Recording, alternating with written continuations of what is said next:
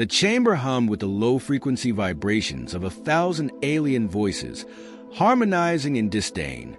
Representatives from dozens of species crowded the Galactic Council's amphitheater, a cold, angular monument to their collective superiority. A hologram of Earth spun lazily above them, its blue-green hues clashing against the sterile silver of the room. Primitives, hissed the Viric delegate, mandibles clicking as it gestured toward the projection. Its insectoid carapace gleamed under the artificial light. Their bodies are fragile, their lifespans pitiful. Ideal for labor camps, murmurs of approval rippled through slaver factions. The Kelder's avian screech cut through the noise. Observe their technology, it sneered, talons tapping a console. The hologram flickered to images of Earth's smog-choked cities and crumbling infrastructure. They burn fossilized sludge. Their nations squabble over lines drawn in dirt. No unified defense network, no threat. Its feathered crest flared, a sign of contempt. A low, resonant growl silenced the room. The Grother representative rose, its hive mind drone echoing from 3 throats at once. We've analyzed their wars. They slaughter their own over ideology and resource scarcity. No discipline, no cohesion. Crushing them will require minimal effort. The warrior cast armored fists clenched. Let the fleets descend. The vote was unanimous. Earth's governments collapsed within hours. Alien dropships tore through the atmosphere, targeting capitals and industrial hubs. The Viric swarmed Jakarta, herding civilians into cargo holds with neural whips. The Kelder bombarded power grids from orbit, laughing as continents plunged into darkness. The Grother landed in Moscow, expecting surrender, only to find empty streets and rigged explosives. Is this their defiance? The Viric commander spat, watching a feed of Detroit. Human militias, armed with little more than retrofitted construction drones and Molotovs, clashed with its forces in the ruins of an auto plant. Insects stinging a starship. The Council monitored the invasion from their flagship, smugness thick in the recycled air. They dissected humanity's failures. A European coalition crumbling after Brussels fell. Africa's fractured warlords selling out rivals for alien promises. America's president pleading for aid on a shattered live stream. Chaos is their natural state, the Kelder scientists observed, analyzing a heat map of global communications. Billions of panic signals, no hierarchy, no strategy. They cannot even agree on how to die. A Grother general snorted, reviewing footage of a Tokyo subway tunnel where civilians beat a Viric patrol to death with fire extinguishers. Disorganized but vicious. Viciousness without order is noise, the Kelder snapped. Their planet is ours. By the next rotation, resistance will be. Alarms blared. The hologram flickered to a feed from the Sahara, where a Viric slave convoy had stalled in a sandstorm. Human figures, faces wrapped in scarves, darted through the haze. One hurled a makeshift device onto a hover transport. The screen flashed white, then static. What was that? The Viric commander snarled. A technician replayed the footage in slow motion. The device was a jury-rigged EMP built from a microwave oven and a motorcycle battery. The blast disabled the convoy's shields.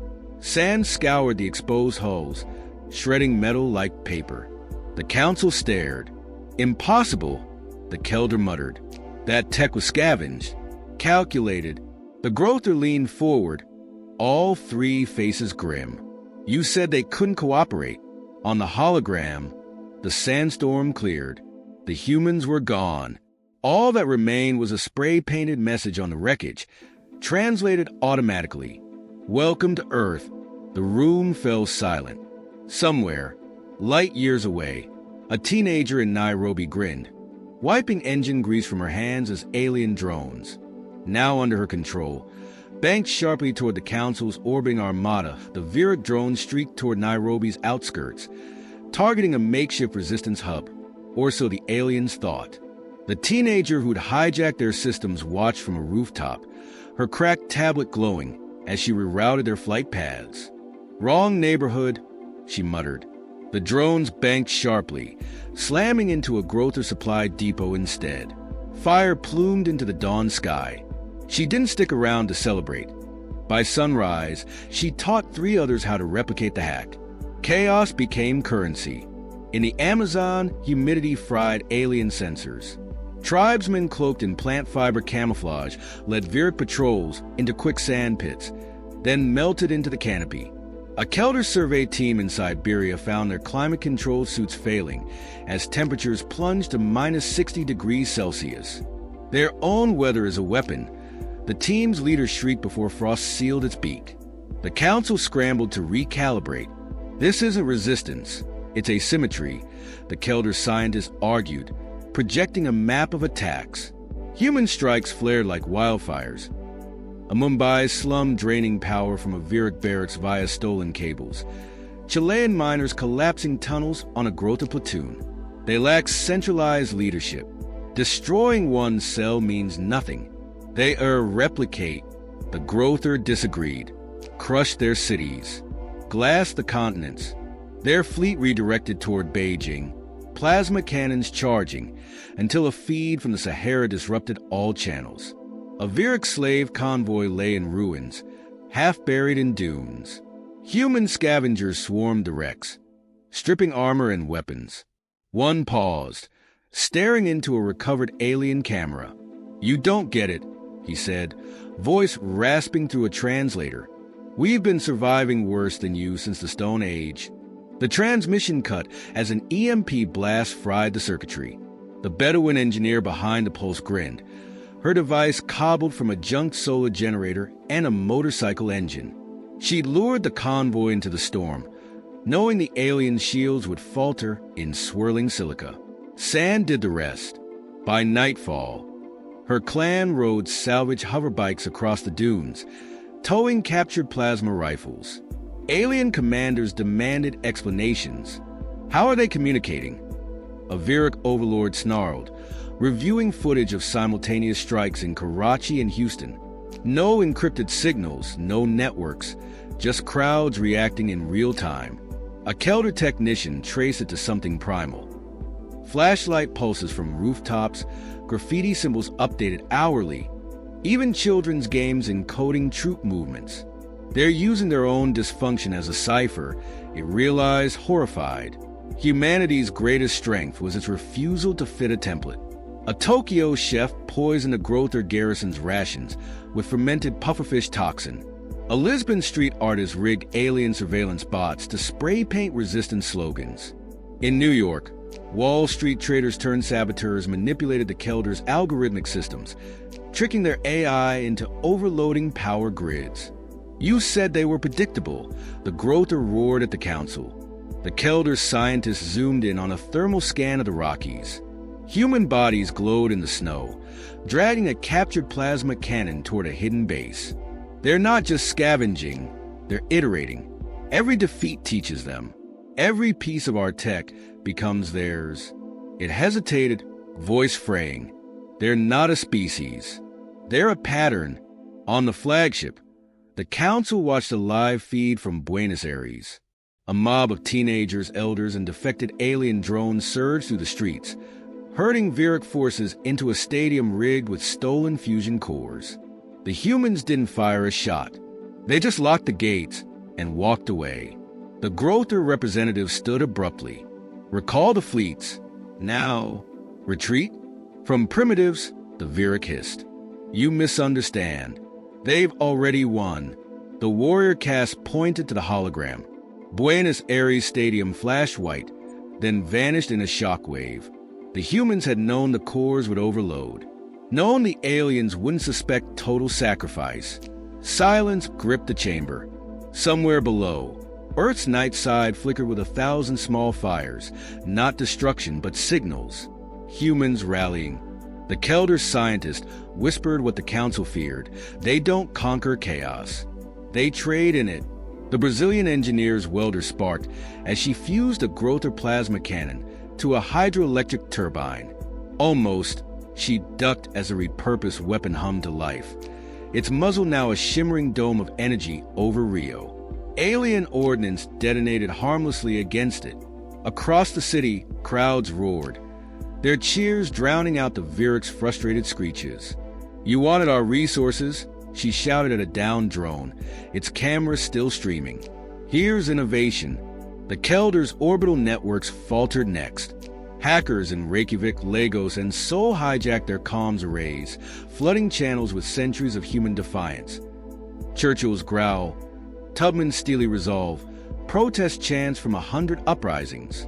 A Grother infantry unit in Shanghai froze mid-raid, their neural implants overwhelmed by the cacophony. "Make it stop," their commander howled, clawing at his helmet as a Mandarin translation of the Internationale blared. "They're in our systems," a Kelder technician reported, feathers molting in panic. "Earth's data networks. They're alive, adapting faster than we can purge. Human malware, stitched from pirated software and ancient coding languages, wormed through alien servers." In Mumbai, a trio of college dropouts grinned as Kelder ships veered off course, their navigation AI now obsessed with calculating the value of pi. The Council's unity fractured. "Recall the fleets," the Grother representative demanded, its tripartite voice splintering. "Every second we linger, they grow stronger." The Virac delegate lashed its spiked tail. "We burn their planet to ash." "With what?" the Kelder screeched, projecting a hologram of Earth orbit. Human-launched salvage pods. Old satellites welded to stolen alien thrusters swarmed the flagship's docking bays. "They're boarding us." Panic erupted. The Grother stormed out, its warriors teleporting back to their home fleet. The Virac began glassing cities in blind rage, only to find shielded settlements and empty ruins. Humanity had vanished into bunkers, forests, and tunnels, emerging only to strike. In the Himalayas, a Nepalese guerrilla unit trained floodlights on a Kelder dropship, a tactic copied from 20th century anti-air defenses. The pilot, blinded, crashed into a mountainside. "They're imitating their ancestors," the Kelder scientist wailed. "How do you exterminate a species that resurrects its own history?" Cooperation became humanity's compass. A Russian hacker rerouted power from a frozen Siberian vault to a Los Angeles defense grid, saving a Marine squad pinned by Virac hunters. "You owe me a beer," he muttered, seconds before his own signal vanished. A Grother hit squad closing in. The aliens' desperation turned lethal. Virac commandos raided a Nairobi hospital, taking patients hostage. Their ultimatum lasted 8 minutes. Then every screen in the city lit up, showing the slavers' own families on their homeworld. Footage hacked by a 14-year-old in Nairobi using a stolen alien tablet. "Touch them," she typed, her message auto-translating to 100 alien tongues, "and we'll broadcast your children's coordinates next." The Virac retreated. By dawn, Earth's counteroffensive crescendoed. Fishermen off the Gulf of Aden launched weather balloons rigged with plasma grenades, shredding a Kelder frigate's hull. In Berlin, pensioners lured a Grother battalion into a subway tunnel, then collapsed it with the museum's World War II-era artillery. The Council's flagship trembled as human-engineered viruses corrupted its engines. "How?" the Virac shrieked, fleeing to escape pods. The Kelder scientists remained, staring at the hologram. Human ships, junk pile hybrids of alien tech and Earth scrap, swarmed closer.